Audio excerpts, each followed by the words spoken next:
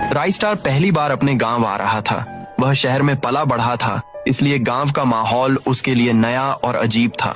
जैसे ही उसने गांव की मिट्टी पर कदम रखा, उसने देखा कि लोग अपनी अपनी दुकानें और घरों के दरवाजे जल्दी जल्दी बंद कर रहे हैं।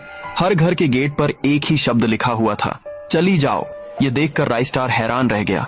तभी एक बूढ़े पंडित वहां से गुजरे। राई स्टार ने जिज्ञासा से पूछा, बाबा, सब लोग अपने घरों में क्यों छुप रहे हैं और ये चली जाओ क्यों लिखा है? पंडित ने घबराए अंदाज में कहा, बेटा, पिछले 5 सालों से इस गांव में एक छाया घूमती है।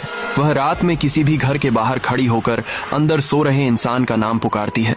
उसकी आवाज इतनी असरदार होती है कि कोई भी उसे नजरअंदाज नहीं कर पाता। जैसे ही दरवाजा खुलता है, वह अपने खंजर से उस इंसान की जान ले लेती है।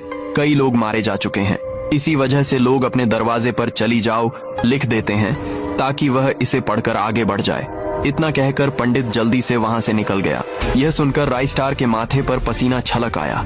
उसने सोचा कि गांव से तुरंत निकल जाना ही सही रहेगा, लेकिन जैसे ही वह गांव से बाहर जाने लगा, अचानक उसकी बाइक का टायर पंचर हो गया।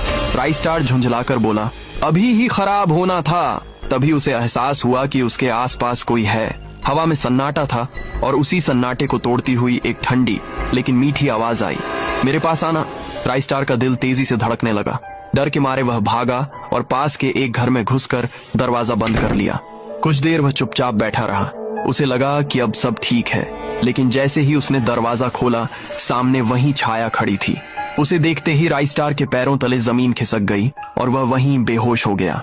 सुबह जब उसकी आंख खुली तो उसने खुद को जमीन पर पड़ा पाया और सबकी आंखों में हैरानी थी। सभी एक दूसरे से पूछ रहे थे, जो छाया अब तक हर किसी की जान ले चुकी थी, उसने राई स्टार को क्यों छोड़ दिया?